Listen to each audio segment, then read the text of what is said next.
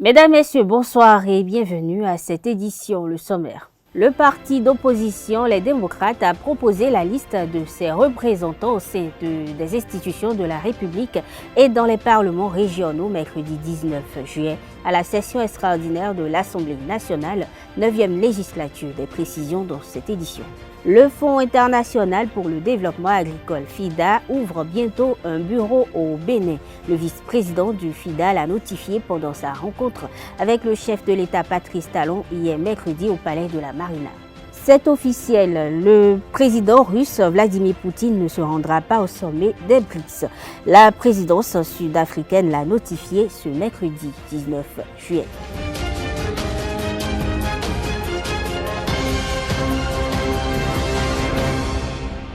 Bienvenue en visite au Bénin. Donald Brown, vice-président du Fonds international pour le développement agricole FIDA, a été reçu mercredi 19 juillet en audience par le chef de l'État Patrice Talon. Au cours de leurs échanges, le vice-président du fonds s'est dit impressionné par le portefeuille du FIDA au Bénin. Pour l'occasion, il était accompagné d'une délégation et de Bernard Hein, directeur régional de l'Afrique de l'Ouest et du centre du FIDA. Retour sur cette rencontre à travers cet élément. C'est ma première visite au Bénin. Je suis très impressionné. Nous avons un investissement actuel en ce moment de 250 millions de dollars, un projet de production de riz et aussi un projet de production de légumes et de horticulture. Pour le marché ici et aussi pour le marché au Nigeria, 500 000 de bénéficiaires ici au Bénin. Au titre de notre coopération, nous travaillons donc à accompagner le développement d'un certain nombre de chaînes de valeur. Nous avons eu l'opportunité sur le terrain de visiter par exemple la chaîne de valeur riz, où nous avons vu comment est-ce que les petits producteurs sont intégrés dans cette chaîne de valeur. Donc cela part d'abord de l'accompagnement pour relever la productivité et nous avons pu noter qu'elle a été relevée de 110% déjà à travers les aménagements. La production qui se faisait donc à raison d'une récolte par an, avec la maîtrise de l'eau, ils sont en train de passer à 2 récoltes par an. Nous avons pu voir comment est-ce que ces producteurs sont désormais connectés avec le secteur privé pour adresser les défis qu'il y avait dans la transformation. Et nous avons pu voir comment est-ce que les technologies, les équipements sont utilisés désormais pour permettre donc à la production d'être transformée et de pouvoir répondre aux exigences du marché.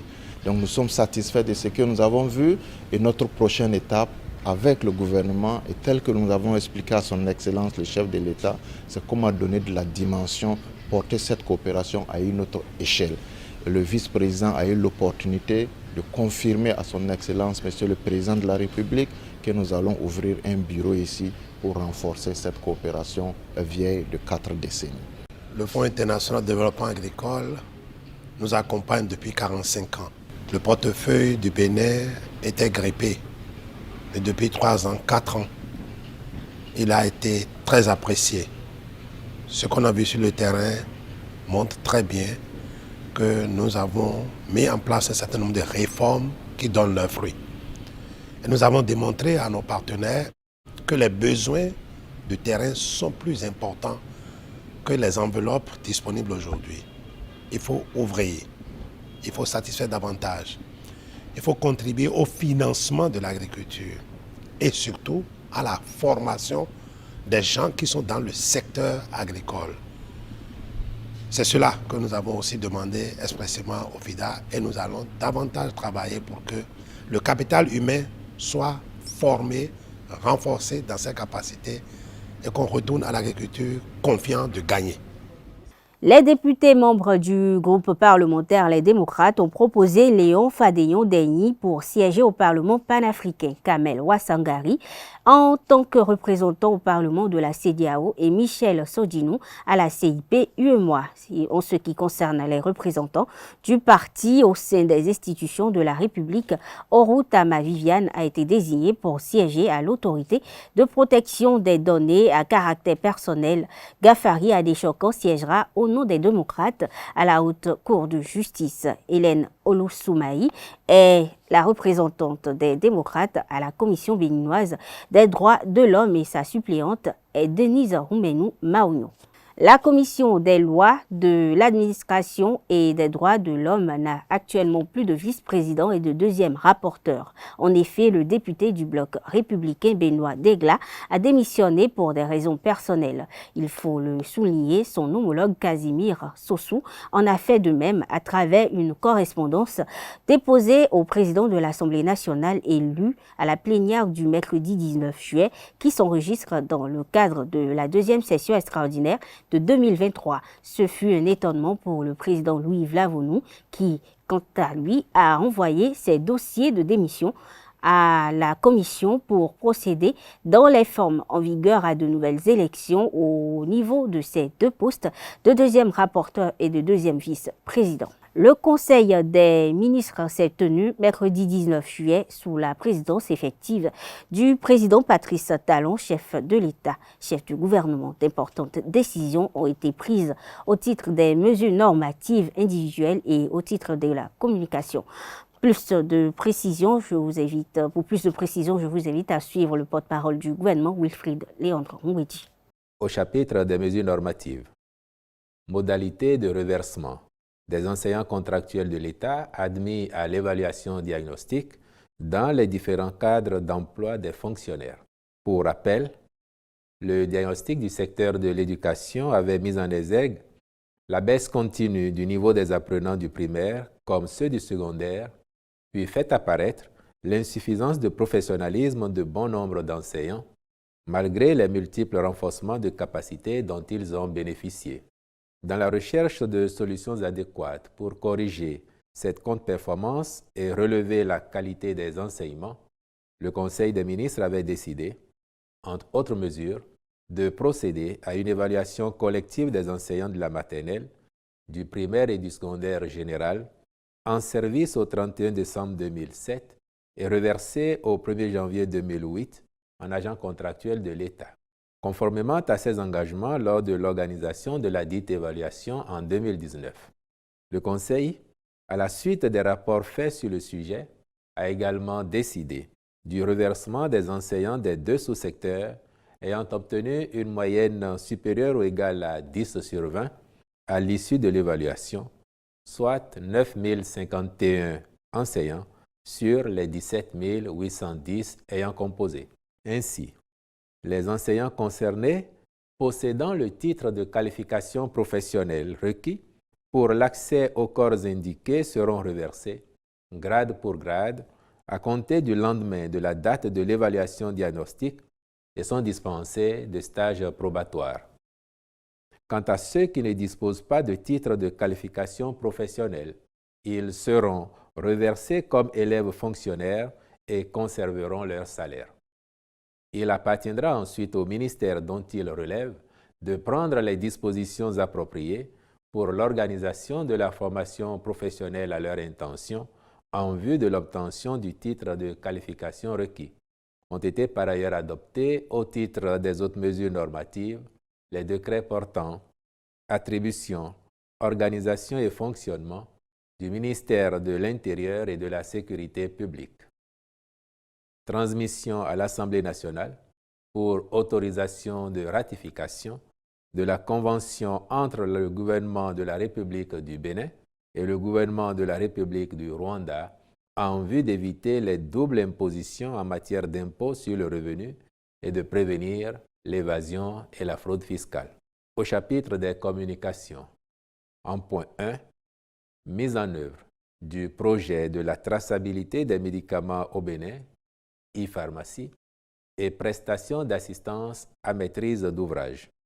Les réformes engagées dans le secteur de la santé prennent en compte la mise en place d'un système d'information pharmaceutique intégré. Ce mécanisme vise à sécuriser toute la chaîne d'approvisionnement des médicaments et à maîtriser leur traçabilité depuis les laboratoires fabricants jusqu'au dernier utilisateur, tel que l'avait décidé le Conseil des ministres en 2019. Dans ce cadre, une structure compétente avait été retenue pour la conception, la réalisation et le déploiement de cette solution et dont la mission se déroule comme prévu. Mais au regard de sa structuration, il est apparu nécessaire de solliciter les compétences d'un cabinet pour une assistance à maîtrise d'ouvrage sur l'ensemble du projet. Celui-ci mettra à disposition un pôle de consultants seniors, tous spécialisés dans la traçabilité des produits de santé à l'international, experts dans la connaissance, la mise en œuvre et le déploiement des standards en la matière, en conformité avec les bonnes pratiques de fabrication. Il veillera également au respect de la réglementation nationale en vigueur. Le ministre de la Santé accomplira toutes les diligences nécessaires pour que les objectifs fixés soient atteints. En point 2, compte rendu du déroulement des examens scolaires au titre de l'année 2022-2023. Les ministres chargés des différents ordres d'enseignement ont fait au Conseil le point du déroulement de l'année scolaire avec un accent particulier sur les examens qui la sanctionnent. Il en ressort que les activités pédagogiques se sont bien déroulées sur tout le territoire national avec une bonne exécution des programmes dans le respect du calendrier établi. Cette dynamique positive, qui s'observe depuis quelques années, est à l'actif des apprenants, de leurs encadreurs et confirme le bien fondé des réformes en cours dans le secteur éducatif. Ainsi, au plan national, les taux de réussite aux divers examens s'élèvent à 81,29% pour le certificat d'études primaires CEP, 69,21% pour le brevet d'études du premier cycle BEPC et 63,08% pour le baccalauréat. En prenant acte de ces résultats qui restent perfectibles, le gouvernement adresse ses félicitations à tous les acteurs de l'école sur toute l'étendue du territoire national. Il relève cependant que la pratique consistant à classer les départements par ordre de mérite manque de pertinence. En effet, s'il peut être utile de faire des comparaisons pour susciter une saine émulation, mais aussi analyser les données année après année en tenant compte des contextes spécifiques et des dynamiques locales, les disparités qui s'observent encore dans les conditions d'apprentissage d'un département à l'autre faussent l'objectivité d'une telle démarche. Celle-ci génère par ailleurs des déviances de la part de certains acteurs de l'éducation, soucieux d'améliorer coûte que coûte leur classement, et il conviendrait d'y mettre fin. Le Conseil encourage tous les acteurs de notre système éducatif à poursuivre ces efforts qui participent de la performance continue de l'école béninoise. Au chapitre des mesures individuelles, au ministère de la Justice et de la Législation, et après avis du Conseil supérieur de la magistrature, M. Laziwole Alade Abdou Karimi Adeoti est nommé procureur de la République près le tribunal de première instance de deuxième classe d'Alada. Je vous remercie. En Conseil des ministres ce mercredi 19 juillet, le gouvernement a interdit le classement par département des résultats des examens nationaux. L'exécutif relève de la pratique qui consiste à classer les départements par ordre de mérite, manque de pertinence. Au micro de Francis Fahami et de Nosseline Fatoumbi, quelques citoyens interrogés commentent cette décision du gouvernement béninois. Je suis étonné de cette décision parce que mais quand j'ai étudié la chose, j'ai vu que peut-être que le gouvernement veut pallier à la discrimination causée par ces annonces-là. C'est une décision vraiment que je vois qui me fait un peu réfléchir. Je crois fermement que le gouvernement sait pourquoi il a suspendu ça. Donc je crois que c'est pour sûrement qu'un travail soit fait au niveau des écoles dans nos départements pour qu'il n'y ait pas, à l'avenir une concurrence entre ces écoles-là. Moi, je pense, donc je crois fermement que c'est une bonne décision, quoi. Je pense que cela permettait quand même que les établissements puissent faire d'efforts dans la même logique que cette décision antérieure. Mais je pense qu'il faudra que le gouvernement pense à revoir un peu cette décision-là et un peu recadrer pour que quand même les établissements puissent continuer dans les différentes actions qu'ils mènent par rapport aux enseignants pour les encourager à pouvoir bien travailler, les contraindre quand même à aider les étudiants, les élèves, les écoliers dans leurs activités quotidiennes. Chaque département doit savoir comment se comporter pour être premier. Mais si on interdit de la publication de ces résultats, je ne sais même pas si les réseaux qui vont avancer vont nous convaincre. Sinon, donner les résultats par département, je pense que c'est une très bonne chose. Peut-être que le gouvernement ne veut plus qu'il y ait de frustration au niveau des enseignants, ni au niveau des parents, ni au niveau des enfants. Mais qu'est-ce qui motive le gouvernement à interdire ça? Moi, je ne vois pas. Parce qu'il faut concurrencer. Ça motive aussi les gens à bien travailler. Si ce département qui est premier cette année, l'autre département peut se forcer et dire je vais être premier dans l'avenir. C'est comme si c'est un championnat qui est lancé. Il y a des départements, d'autres départements veulent être premiers, l'autre aussi veut être premier. Ils vont essayer de bosser pour travailler. Mais si on sanctionne les directeurs et consorts, c'est tout à fait normal de donner les résultats par département. Mais je ne connais même pas les raisons pour lesquelles ils ont interdit ça. Quant à moi seul, on doit donner les résultats par département. Mais moi, je ne vois rien de mal de publier les résultats par département. Là. Moi, je ne vois rien de mauvais là. Il faut publier ça. Si aujourd'hui, cette année-là, c'est la Liborie qui a beaucoup plus travaillé, qu'on le dise. Et comme ça, ça va mener les autres enfants aussi à redoubler d'efforts. Mais qu'est-ce qui cause le problème? Pourquoi les enfants ne travaillent pas bien dans certains départements, dans certains villages? Le mois de juillet est dédié à la mode au Bénin. Un des grands événements de ce mois est la grande nuit de la mode béninoise qui aura lieu le 22 juillet prochain au Palais des Congrès de Cotonou. Osaïe TV est allé à la découverte à cet effet de Alban Salako, créateur de la marque Univers de la mode, l'un des stylistes qui fait représenter ses collections à cette occasion. Des propos recueillis par Carles Kitome, Andrea Ojo et Achille Huenou. Vu le temps que j'ai passé déjà dans le métier, 25 ans de carrière déjà, vous imaginez un peu, ça fait que cette question-là n'est pas aussi facile à répondre parce qu'on en crée autant qu'on peut chaque jour qu'on a la possibilité de faire valoir ce qu'on a appris, qu'on est en train de faire. Une masse d'expérience que le styliste Alban Salako met au service de sa clientèle. Quoique moi-même, je ne me mettrai pas à répondre à cette question-là si ce n'est que donner ne serait-ce qu'ouvrir une petite fenêtre par rapport à cette question-là. Mais pour ceux qui me connaissent, savent que chaque fois que je présente une collection ou des modèles, elle a toujours une originalité et une identité africaine. J'y tiens beaucoup. Parce que sans ça, on aurait fait du copie-coller et on n'aurait pas en réalité touché à la cible que nous voulons toucher. Parce que notre cible, c'est d'abord nous-mêmes, nous habiller nous-mêmes, nous Africains. Et après, penser aux autres. Parce que les autres font déjà cet effort-là de s'habiller et de penser encore à nous autres. Mais quand ils le font, ils ne le font pas en tenant compte d'un certain nombre de critères propres à nous, Africains.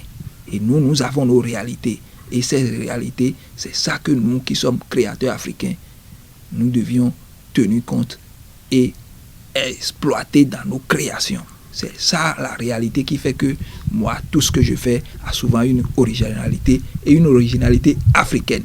Une solide expérience bâtie sur une formation qui lui donne l'opportunité d'explorer plusieurs univers. J'avoue que je l'ai appris. Je l'ai appris au Bénin, sur l'État. Et après, j'ai complété ma formation. Et cela à l'extérieur. Et c'est ça la raison fondamentale qui fait que je fais les choses un peu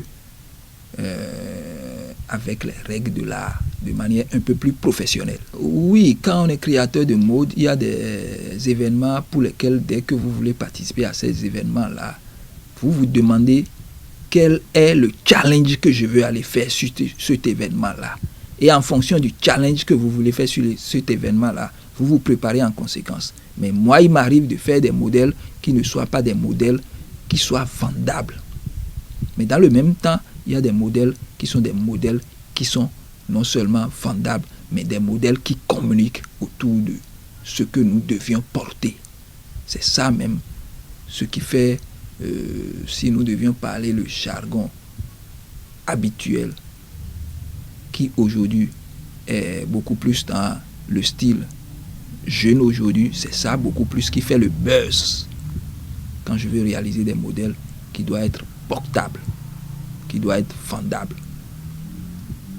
Alban Salakor et sa marque Univers de la mode seront sur le thé de la grande nuit de la mode béninoise de ce 22 juillet. L'ancien député Désiré Vaudounou ne quittera pas de sitôt la prison. Dans la matinée de ce jeudi 20 juillet, la criette a livré son verdict dans l'affaire dite fraude à la banque dans laquelle il est accusé de complicité avec l'homme d'affaires Wilfried Ayatodé. Selon le verdict, Désiré Vaudounou et Wilfried Ayatodé sont condamnés respectivement à 10 ans et 20 ans de prison ferme. Ils sont poursuivis pour recel de données informatiques et blanchiment de capitaux, un dossier différent de celui dit de casse d'une banque. Hors du Bénin, plus précisément au Sénégal, 2 membres importants du parti d'opposition principal ont été remis en liberté hier mercredi dans 2 affaires séparées. Leurs avocats l'ont fait savoir. El Malik Ndiaye, secrétaire national de communication du parti d'opposition de Ousmane Sonko, a été libéré sous caution après avoir été inculpé pour actes ou manœuvres visant à compromettre la sûreté publique et propagation de fausses nouvelles, ont indiqué ses avocats et le porte-parole du parti. Il est reproché à El Malik Ndiaye un audio dont il n'est pas l'auteur et il contexte et dont la paternité a été revendiquée par une autre personne identifiée, a déclaré l'avocat Biram Souley Diop, vice-président du parti et membre du Parlement, a été libéré ce mercredi après avoir été inculpé le 11 juillet dernier d'offense au président Macky Sall, selon son avocat Moussa Sarr. Le verdict qui a rendu l'opposant inéligible pour la présidentielle de février 2024 a déclenché de graves émeutes survenues au Sénégal depuis des années et qui a fait 16 morts. Pour rappel, M. Sonko est bloqué par les forces de sécurité chez lui à Dakar, séquestré selon lui depuis le 28 mai dernier. Comme je l'annonçais au titre, le président russe Vladimir Poutine ne va pas se rendre au sommet des BRICS prévu pour fin août 2023 à Johannesburg. C'est du moins ce qu'a annoncé la présidence sud-africaine hier mercredi. Le 10 sommet des BRICS se déroule du 22 au 24 août prochain. Comme pouvait s'y attendre la communauté internationale, Vladimir Poutine sera remplacé par son ministre des Affaires étrangères, Sergueï Lavrov. Cette décision, il faut le préciser, intervient peu après même que Cyril Ramaphosa ait affirmé que Vladimir Poutine a esquivé toute initiative visant à faciliter sa participation à ce sommet des 5 grandes économies, lesquelles se résument à une intervention en ligne, l'envoi de son ministre des Affaires étrangères ou encore le déplacement du sommet dans un autre pays. Sport, dans cette édition, l'équipe nationale de taekwondo du Bénin va prendre part du 26 au 31 juillet à l'Open BZ d'Abidjan en Côte d'Ivoire. Pour ce faire, les athlètes sélectionnés sont affûtés à leurs armes pendant près d'une semaine de mise au vert au Dojang national à Cotonou. Revivez la dernière séance d'entraînement dans la matinée de jeudi. Un récit signé Larius Adjagouni.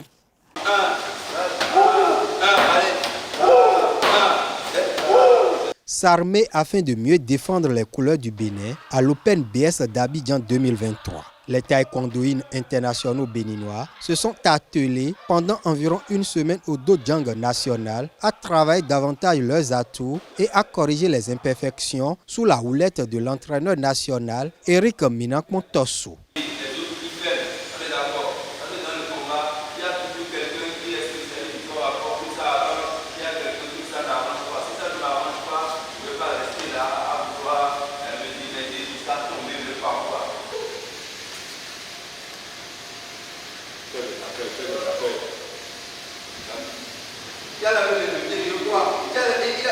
Elle n'a pas de sortir le pied. Ah, mais ça fait partie des règles qui vous sanctionnent. mise au vert, ça nous permet vraiment de donner plus d'orientation au travail et de travailler le mental des athlètes pour l'objectif pour lequel on s'est réunis. En outre, nous avons travaillé beaucoup plus les techniques de combat, les stratégies et aussi les règles d'arbitrage qui vont nous permettre vraiment de nous sortir du jeu à Abidjan. À cette dernière séance de mise au vert, tout comme lors des précédentes, 7 des 8 athlètes sélectionnés ont répété les techniques grâce à des sparring partenaires. C'est assez entraîné et je me sens assez prête. Heureusement pour moi, ce n'est pas la première fois.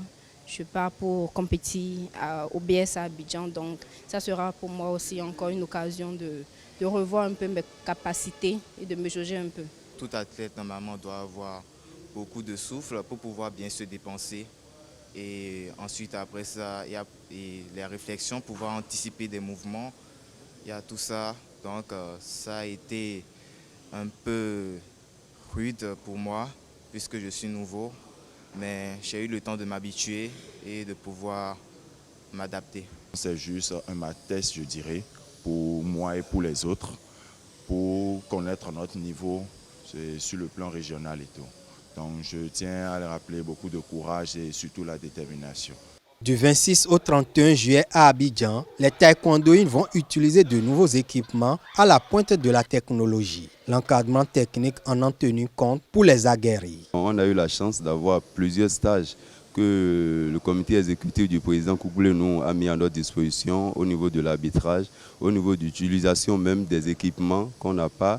Mais déjà, on sait comment est-ce que l'équipement fonctionne, comment est-ce qu'on doit travailler pour qu'on puisse marquer des points. Et vous savez, aujourd'hui, nous avons deux réalités avec cet équipement. Il y a l'aspect de chercher à marquer des points et il y a l'aspect de chercher à frapper, c'est-à-dire donner des coups et ne pas marquer des points. Donc nous, on travaille beaucoup plus sur l'aspect de marquer des points et c'est surtout ça. Et aussi par rapport aux coups, certes on en donne, mais pour beaucoup plus d'efficacité, on essaie de rester dans la logique du système pour avoir plus de points. Pour sa deuxième participation à l'Open BS, le Bénin va présenter une équipe constituée d'un savant dosage entre anciens et jeunes. Bouama Nachim Diabo, médaille d'or en 2021, va rejoindre le groupe en provenance de la France avant le départ le samedi 22 juillet 2023. Mesdames, Messieurs, ainsi prend fin cette édition. Merci de l'avoir suivi. Bonne soirée à toutes et à tous et à très bientôt.